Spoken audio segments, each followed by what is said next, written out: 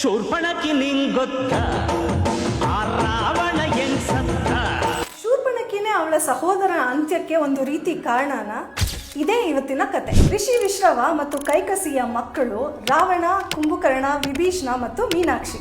ಮೀನಿನಂತ ಕಣ್ಣು ಮತ್ತೆ ಅತಿ ಸುಂದರವಾಗಿದ್ಲು ಮೀನಾಕ್ಷಿ. ಮೀನಾಕ್ಷಿ ಮತ್ತೆ ಅವಳ ಗಂಡ ವಿದ್ಯುಜ್ವ ದಂಡಕಾರಣ್ಯವನ್ನು ಆಳುತ್ತಿದ್ದರು. ದಿನೇ ದಿನೇ ಅವರ ಶಕ್ತಿ ಹೆಚ್ಚಾಗಿ ಪ್ರಸಿದ್ಧರಾಗುತ್ತಿದ್ದರು. ಇದನ್ನು ನೋಡಿ ಮೀನಾಕ್ಷಿಯ ಸಹೋದರ ಲಂಕೆಯ ಅಧಿಪತಿ ರಾವಣ ಸಂಚು ಮಾಡಿದನು. ಒಂದು ರಾತ್ರಿ ರಾವಣ ವಿದ್ಯುಜ್ವನ ಕೊಂದು ಬಿಡುತ್ತಾನೆ. ಮೀನಾಕ್ಷಿ ತನ್ನ ಗಂಡನ ಸಾವಿಗೆ ಸೇಡು ತೀರಿಸ್ಕೋಬೇಕು ಅಂತ ನಿರ್ಧಾರ ಮಾಡಿದಳು.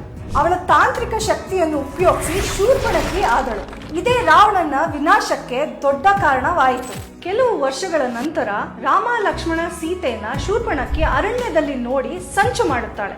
ರಾವಣನ ಸ್ತ್ರೀವಾದಿ ಗುಣವನ್ನು ತಿಳಿದ ಶೂರ್ಪಣಕಿ ಸೀತೆಯ ಸೌಂದರ್ಯವನ್ನು ಅವನಿಗೆ ವರ್ಣಿಸಿದಳು.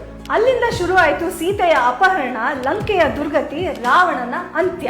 ನಿಮ್ಮ ಅಭಿಪ್ರಾಯನ ಕಮೆಂಟ್ ಮಾಡಿ. ಇಂಥ ವಿಭಿನ್ನವಾದ ಕಥೆಯನ್ನು ಕೇಳಲು ಫಾಲೋ ಮಾಡಿ, ಸಬ್ಸ್ಕ್ರೈಬ್ ಮಾಡಿ.